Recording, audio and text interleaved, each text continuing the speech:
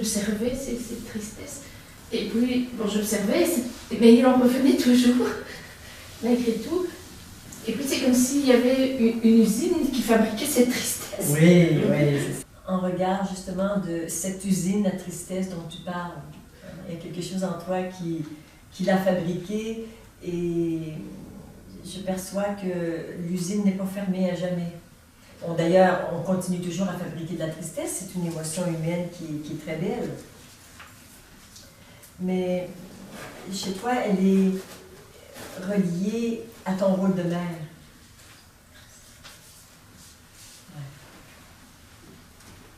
Et il y a quelque chose qui n'est plus juste dans le fait d'être mère de la façon dont tu l'as été jusqu'à présent.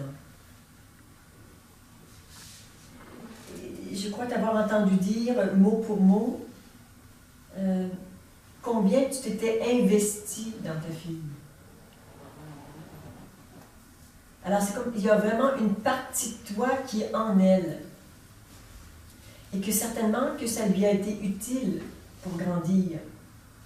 Mais maintenant, pour qu'elle continue de grandir, il faut que tu récupères cette partie de toi que tu as mis en elle. Ouais. Et d'abord, toi, ça va te faire du bien. Tu vas mieux t'occuper de toi de cette façon-là. Et en même temps, tu peux commencer à reconnaître que c'est un être divin et qu'elle a une relation intime et privilégiée avec la vie ou Dieu. Et que c'est entre elle et elle. Qu'éventuellement, elle peut te contacter s'il y a des besoins, mais d'être en présence chez elle, en permanence chez elle, l'empêche de continuer de grandir et te porte préjudice. Il y a un deuil à faire de cette façon d'être maman, en étant avec l'autre, mais chez l'autre, dans son espace.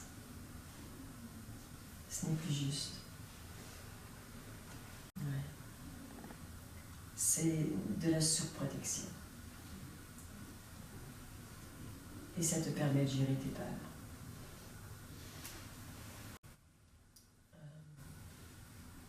Ce que nous allons apprendre, entre autres, pendant le stage, c'est comment on se connecte à quelque chose et comment on peut aussi s'en déconnecter.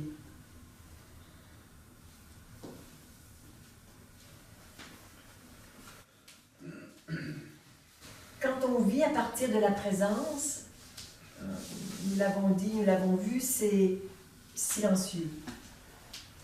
Des pensées peuvent passer, mais elles ne s'accrochent pas. Ce qui veut dire qu'en permanence, je n'ai accès à aucune information. En permanence, je n'ai rien à dire. C'est vide. C'est complètement vide. Il m'est même difficile de commencer une conversation sociale parce qu'il n'y a rien là et ça ne veut rien. Par ailleurs, si vous me connectez sur quelque chose qui est votre ressenti, qui est de l'ordre de votre vie, ou de quelque chose qu'on a vécu ensemble il y a quelques mois, vous me connectez et hop, j'y suis connectée. Et là, on peut regarder ensemble combien on a ri, combien on a pleuré. On peut regarder ensemble un événement souffrant et le libérer pour vous. Tu vois, on se connecte momentanément. Et dès que c'est terminé, déconnexion. Et ici, il y a une espèce de, on va dire comme une prise mâle qui peut se connecter à n'importe qui ou à n'importe quoi, mais qui, dans les faits, n'est jamais connecté. Mais s'il y a besoin, je vais me connecter. Je suis forcément, en cet instant, connectée à chacun de vous. Et pendant 3 jours et 3 nuits. Vous êtes présent dans mon espace. Et quand le stage se termine, déconnexion immédiate. Et vos présences vont continuer d'être là plus ou moins pendant 24 heures. Il reste des choses à traiter, il reste des choses, oui, dans cette présence, et ensuite ça se dilue et ça se prépare pour rien ou pour un écho. On peut faire la même chose avec ses enfants. On est totalement libre, vide. Et quand, par moment, on se connecte, soit énergétiquement ou bien en présence, c'est le temps d'être ensemble, mais là, on est vraiment ensemble. Et quand c'est fini, je me déconnecte et je fais nouveau vivre. Connexion, déconnexion.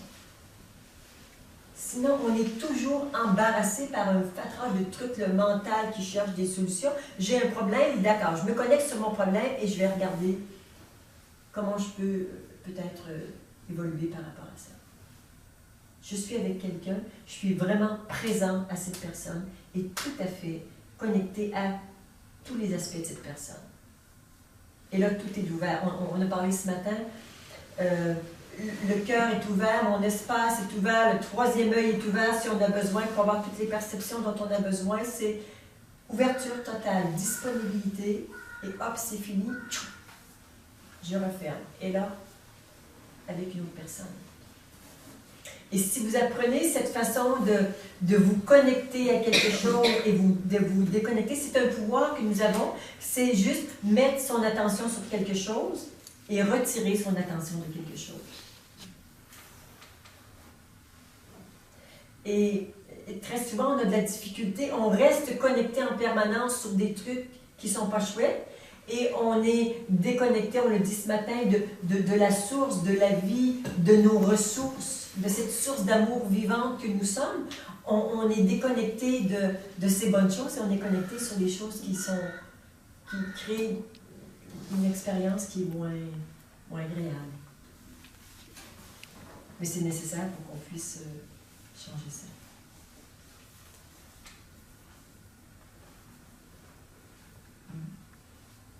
Ça te parle, cette façon, cette nouvelle façon d'être en relation? Oui, tout à fait.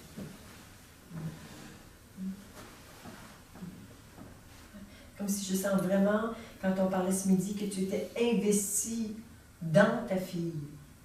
Et ça, c'est pas juste parce que tu es au premier plan des ressentis énergétiques de tout ce qu'elle vit, mais c'est sa vie. Tu n'as vraiment plus d'affaires là. Pour elle et pour toi. Tu dis de se connecter, de se déconnecter, parce qu'ils sont déjà depuis un certain temps qu'effectivement, même avec mes enfants, il y a des moments où je suis connectée et des moments où je ne suis pas en contact avec eux et je suis déconnectée. Mais quand je me connecte, je me rends compte que c'est l'identification la plus difficile à lâcher. Et que dès que je me connecte, je suis repartie dans les conditionnements et une identification à ce rôle de mère. Donc, en tant que mère, tu te vis à partir d'un rôle de mère et non pas simplement en tant que présence aimante, ce que tu arrives peut-être plus à faire au travail. Un rôle de mère, oui. C'est dès que je me connecte aux enfants, j'ai l'impression d'être reprise par mon identification au rôle de mère. Qu'est-ce que tu as peur de lâcher en regard de tes enfants?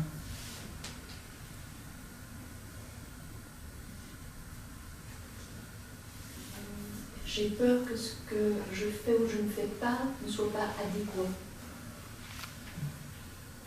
Et c'est plus dans ce que je pourrais ne pas faire.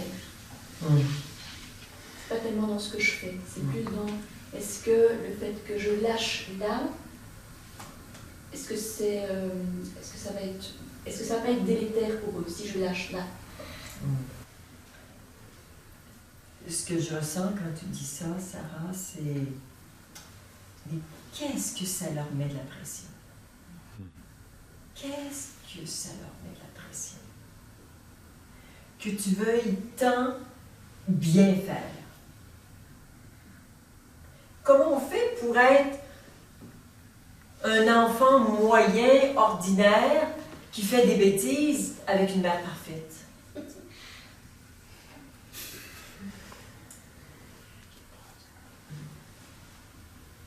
Il y a cette recherche de bien faire, de perfection dans ce que tu dis, hein, juste dans la résonance de tes paroles, qui est dure pour toi, mais je le sens pour les enfants, mais ça leur met une pression, C'est certainement beaucoup plus préjudiciable pour eux, ça, que tout le reste. D'autant plus que c'est dans les non-dits. Que c'est au nom de quelque chose de bien qu'on s'applique à faire ceci ou à ne pas faire cela. C'est pour une bonne cause, c'est par amour.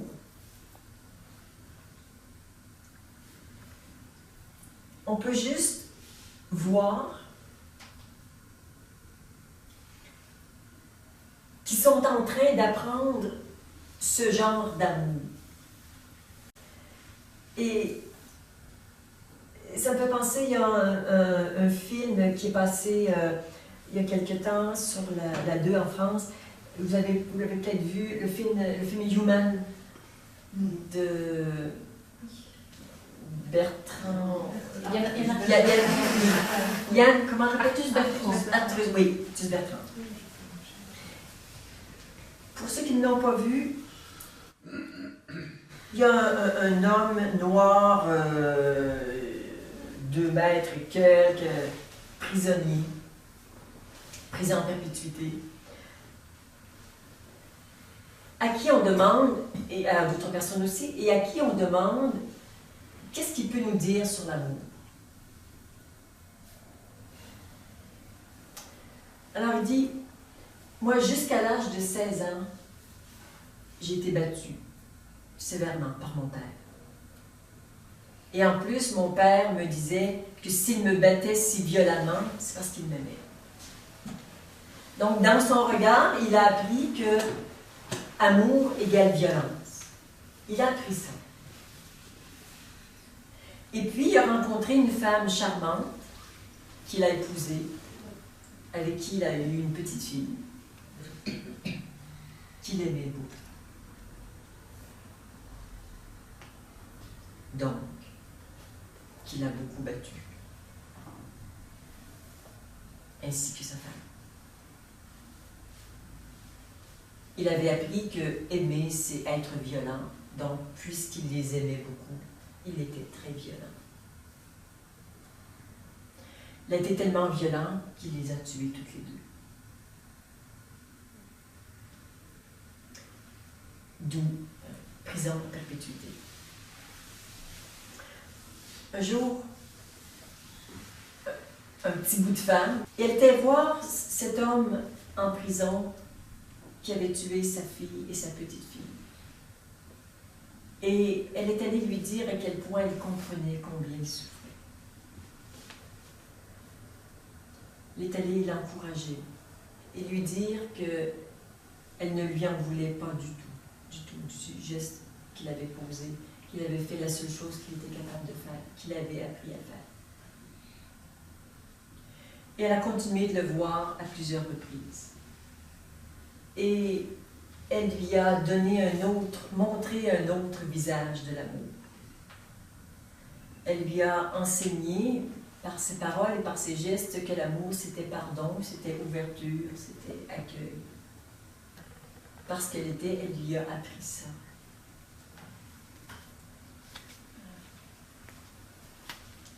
Quelle sorte d'amour enseignons-nous à nos enfants? Un amour qui vise une perfection dans toutes les décisions qu'on prend? Ou bien est-ce que c'est un amour qui est empreint de pardon, de sagesse, d'ouverture, de permission de faire des erreurs, de reconnaissance de nos propres erreurs? pour que tous on puisse vivre quelque chose de plus détendu, de plus ouvert, de plus permissif, de moins réglementé.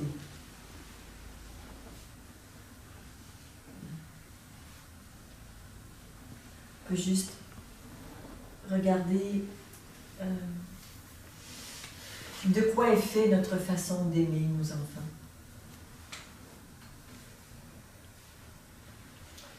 Et ce qu'on leur dit pas leur enseigne beaucoup plus que tout ce qu'on leur dit. Comment ça résonne en toi, Sarah? Ce qui résonne, c'est qu'effectivement, je pense que j'ai toujours mis la barre assez haut pour tout le monde. Et que peut-être à leur façon, ils font appel à ce que je me trouve, quelque chose comme ça. Que je puisse accepter, me tromper, quelque chose comme ça. C'est pas très clair encore. Je comprends ce que tu dis et c'est vrai que ce n'est pas très clair. Je peux cependant ressentir que dans l'espace d'un enfant, il y aura toujours ce souhait d'aller dans le sens de maman pour lui faire plaisir et pour être aimé parce qu'ils ont éperdument besoin de cet amour. Et que s'ils font des choses à l'encontre de ce que tu fais, c'est vraiment, vraiment inconsciemment et que de plus en plus, ils vont tenter de déjouer en eux ce qui est différent de ce qu'ils veulent consciemment, être gentils pour que maman nous aime.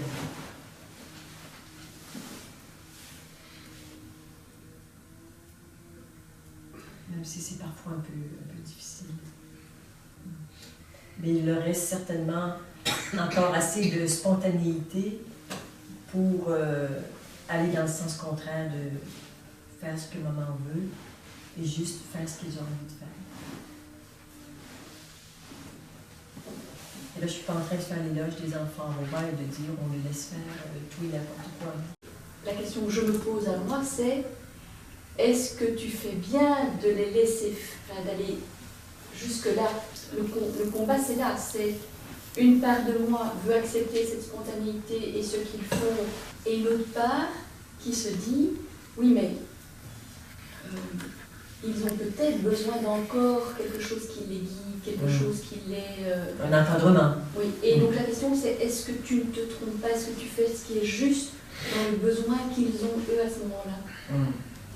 Avec probablement à ce moment-là pour une pression parce que je suis dans une recherche toujours de faire au mieux. Il faut, entre guillemets, faire de son mieux. Et donc là, la pression, là je sens bien la pression qui peut être présente, qui est est-ce que je fais de mon mieux, comme maman montre qu'elle fait de son mieux? Voilà, là je sens cette pression-là. Et on sait bien qu'il n'y a pas une réponse à cette question. On sait que aujourd'hui c'est oui, demain c'est non, et qu'en fonction des personnes, des moments... et c'est là que je m'identifie. Oui, et c'est là qu'il faut encadrer, qu'il faut un peu plus ouvrir. Et ça varie tout le temps, hein. Il n'y a pas de bonne réponse. Ça varie tout le temps. Mais je dirais surtout, il y a quelque chose qui vient d'une ouverture en toi dans cette aspiration à trouver ce qui est juste.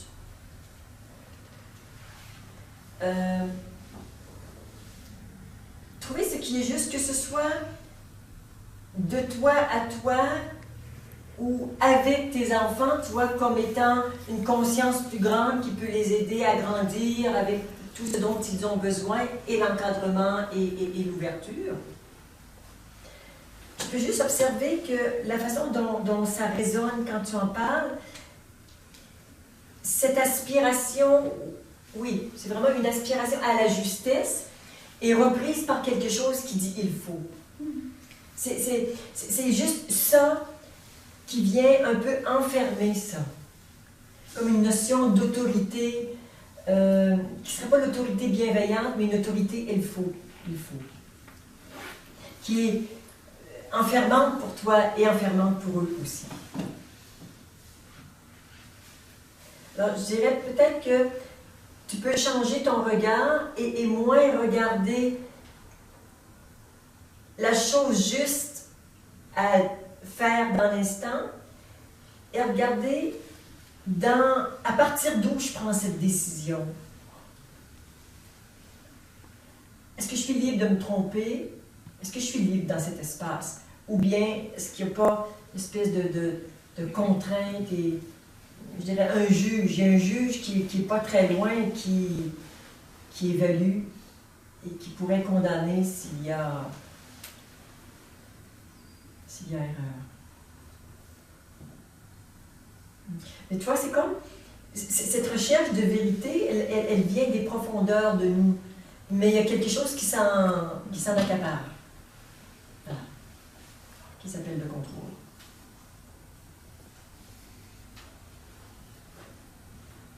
Et ça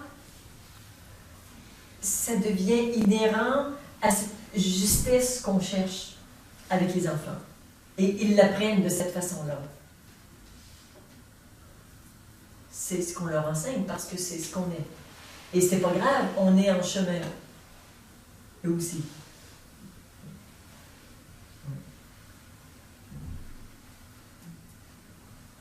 Voilà, c'est...